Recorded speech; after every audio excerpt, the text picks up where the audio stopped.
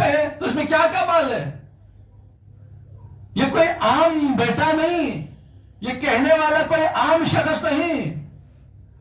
خدا اپنی تعریف میں فرماتا ہے الحمدللہ رب العالمین، میں عالمین کا رب ہوں. اس ہستی کے بارے میں فرماتے ہیں وما ارسلناک الا رحمۃ للعالمین. سبحان اللہ. اگر میں عالمین کا رب ہوں تو یہ میرا بھیجا ہوا رسول، یہ پیغمبر، یہ نامنیٹ کیا ہوا پیغمبر کیا ہے؟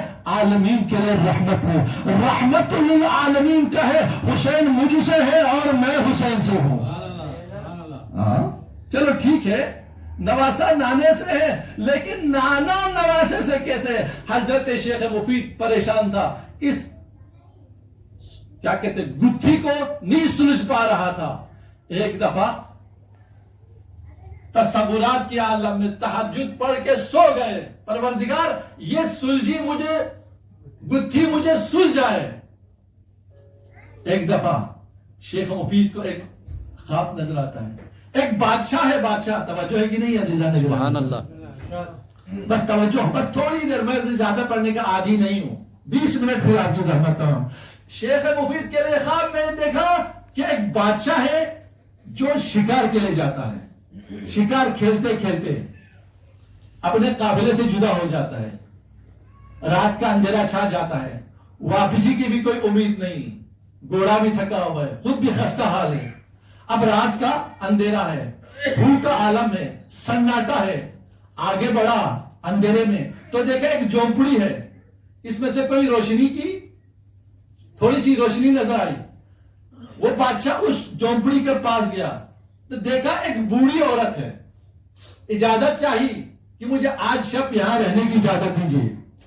اس کنیز خدا نے، اس بوڑھی عورت نے کہا آ جائیے، آپ یہاں بیٹھ جائیے.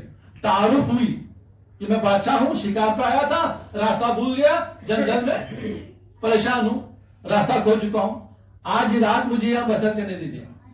نے کہا ویلکم، آئیے. اب مجھے کھلانے کے لیے آپ کے پاس کیا ہے، پلانے کے لیے آپ کے پاس کیا ہے؟ توجہ عزیزان گرامی قدر. کہا میرے پاس آپ کو پلانے کے لیے میرا ایک بکری ہے، اس کا دودھ میں آپ کو پلاؤں گا، اور میرا کل سرمایہ یہی بکری ہے، اس کو ذبح کروں گی، اس کا گوشت میں آپ کو کھلاؤں گی. یہ میں پورا سرمایہ دے رہا ہوں، میری پونجی دے رہا ہوں، میرا کل سرمایہ آپ کو دے رہا ہوں. بادشاہ نے دودھ پیا، گوشت کھایا اور ایک وعدہ کیا، اے اللہ کی لونڈی، اے کنیز خدا، جب بھی تم میری مملکت میں آنا، جب بھی تم کسی کام سے آنا، اپنے گھر کا ایڈریس، محل کا ایڈریس دیا، اس پہ آنا اور مجھ سے ڈیمانڈ کرنا. واقعاً وہ بوڑھی عورت جاتی ہے بادشاہ کے گھر میں. اب مجھے بتاؤ، بادشاہ اس عورت کو دودھ پلائے گی بکری کا؟ ہاں یا نہ میں جواب دو. اگر بادشاہ دودھ پلائے تو میں کہوں گا وہ بادشاہ ہی نہیں، وہ سخی ہی نہیں. اگر وہ پوری بکری ذبح کر کے کھلائے نا، تب بھی بادشاہ نہیں، تب بھی سخی نہیں. اب جس عورت نے اپنی پوری پونجی بادشاہ پر نچھاور کر دی، اب بادشاہ اگر حقیقی معنوں میں بادشاہ ہے تو اس عورت کو ایک ڈیمانڈ دے گا کہ تو پوری مملکت سنبھال لینا، چونکہ تو نے مجھے اس جنگل میں میرے اوپر مہربان بن چکی ہے. اب شیخوں بھی سمجھ گیا. اللہ اکبر.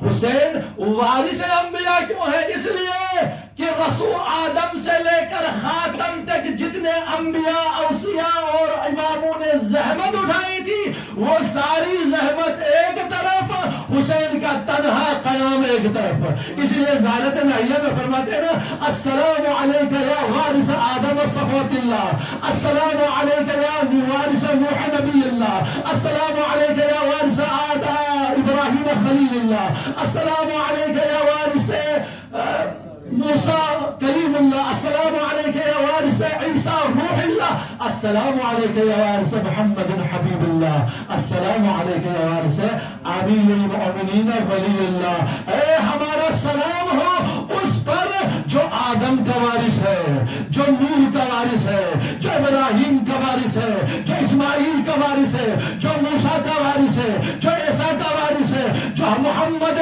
مصطفیٰ کا وارث ہے، جو علی مرتضیٰ کا وارث ہے. ساری انبیاء کی زحمت ایک طرف،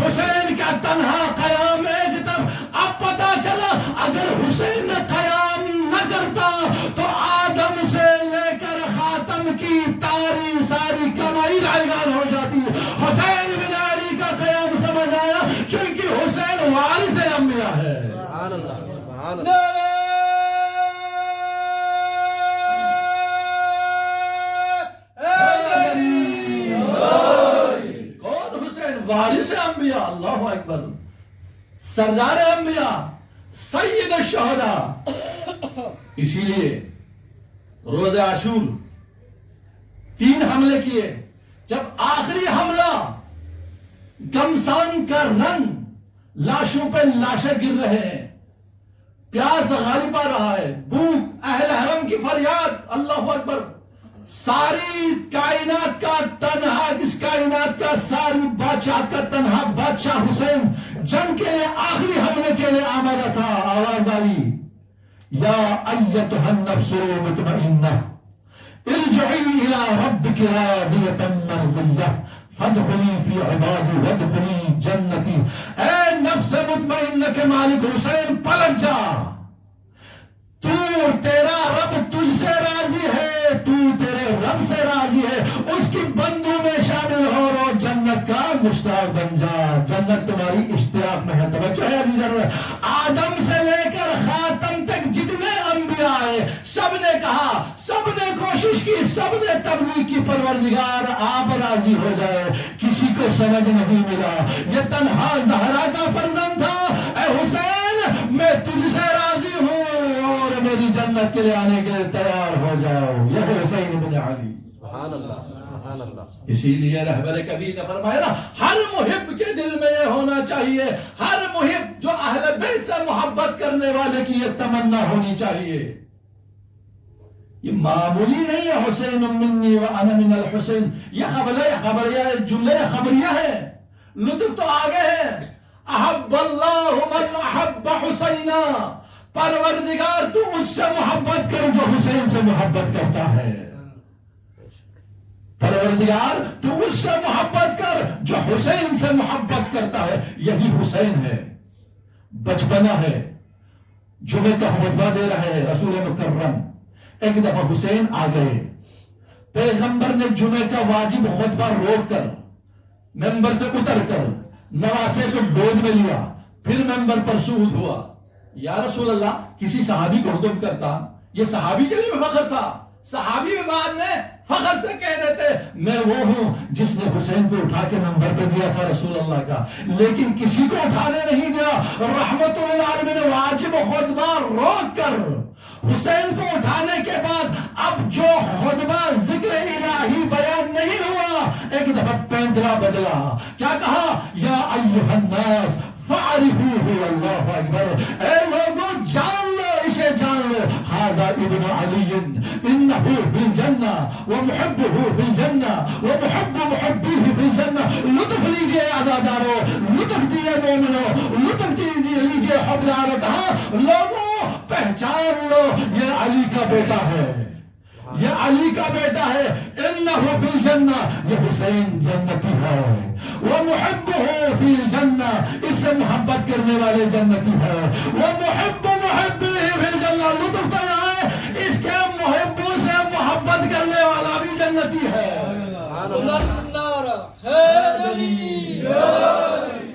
بس حسین کا موٹو کیا ہے، حسین کا مقصد کیا ہے؟ رہبر کبیر نے بھی یہی فرمایا تھا نا، انی یا ابا عبداللہ انی سلم لمن سالمکم وحرب لمن حاربکم الى یوم القیامہ۔ اللہ اکبر، حسین کا موٹو ہے، یہ حسین کا نعرہ ہے۔ حسین نے کیا فرمایا؟ ان یا ابا عبداللہ، زیارت ناہیہ فرماتے ہیں اے ابا عبداللہ انی سلم لمن سالمکم، ہم ہر اس شخص سے صلح کرتے جس نے آپ نے صلح کیا تھا، وحرب لمن حاربکم، ہم ہر اس سے جنگ کرتے ہیں جس نے آپ سے جنگ کیا تھا، الی یوم القیامہ، یہ جنگ آج اور کل کا نہیں ہے، تا قیام قیامت تک حق اور باطل کا جنگ جاری رہے گا، حسینیت اور یزیدیت کا جنگ جاری رہے گا۔ یہ نہ سمجھنا حسینیت ایک شخصیت کا نام ہے، جس طرح یزید ایک شخص کا نام ہے، یزید شخص کا نام ہے، یزیدیت ایک نعرے کا نام ہے، حسین ایک ہستی کا نام ہے جسے وارث انبیاء کہا جاتا ہے، لیکن حسینیت ایک نظریے کا نام ہے۔ توجہ عزیزان گرامی قدر، آج حسینیت اور یزیدیت، حق و باطل کا یہ معرکہ اس کارزار میدان عالم میں کیا ہے، ہماری ذمہ داری کیا ہے. اللہ اکبر. امیر المومنین فرماتے ہیں جب بھی تجھے حق کی معیار پہچاننے میں تکلیف ہو جائے تو ادھر دیکھ کہ باطل قوتیں کس کا ساتھ دے رہی ہے. باطل قوتیں کس کا ساتھ دے رہی، تجھے پتا چلے گا حق کہاں پر ہے. ساری دنیا ایک طرف، ایک مملکت جو حسین کے چاہنے والے ہیں ایک طرف، امریکہ ایک طرف، یورپ ایک طرف، برطانیہ ایک طرف، اسرائیل ایک طرف، فرانس ایک طرف، جرمنی ایک طرف، ایک نہتا ہوا ملک اسلامی ایران ایک طرف. اب سمجھ آ گئی نا کربلا کیا ہے، اب سمجھانا کربلا کیا ہے. خدا کی قسم کربلا میں بھی یہی تھا.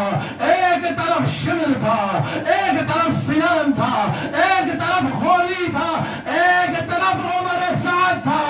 مگر وقت کے کارزار میں، وقت کے کربلا میں کون ہے؟ ایک طرف علی کا بیٹا خامن علی کھڑا ہے اور حل من مبارش کی صدا بلند کر رہا ہے. عزیزان گرامی قدر، حسین کی نظریے کو سمجھ لیجئے. واقعہ کربلا ایک نظریہ ہے، ایک آئیڈیالوجی ہے. یہ جنگ ختم نہیں ہوئی، یہ جنگ اب بھی جاری و ساری ہے. لیکن یہ دیکھیں کہ تم کس پارٹی میں ہے، کہ تم کس پارٹی کے طرفدار ہے. اللہ اکبر. یا ابا عبداللہ انی سلم لمن سالمکم وحرب لمن حاربکم الى یوم القیامہ. بس آج چار سوئے عالم میں کس کا ڈنکا ہے. یزید کل بھی مرد آباد تھا، آج بھی مرد آباد ہے، قیامت تک مرد آباد رہے گا. حسین کل بھی زندہ باد ہے، آج بھی زندہ باد ہے، قیامت تک زندہ باد رہے گا. یہ نظریہ ہے حسین ابن علی کا. آج یہ میسج لے کے جائیے، آج کے بعد سے میں اپنے آپ کو حق کے ساتھ دوں گا.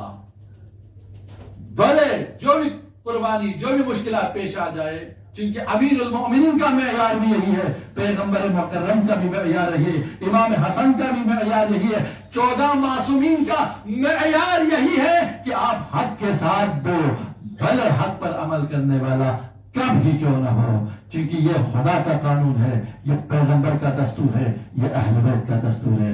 دعا کرتے ہیں پاک پروردگارا ہم سب کو اہل بیت کی فرامین پر عمل پیدا ہونے کی توفیق عنایت فرما. دعا کا حق مولانا صاحب نے ادا کر دیا ہے. بس میں ایک فاتحے کی درخواست کرتا ہوں، خصوصاً ہمارے یہ مساجد اور محافل کے بانیان اور ہمارا ظہیر بھائی جو ہر جمعرات کو جو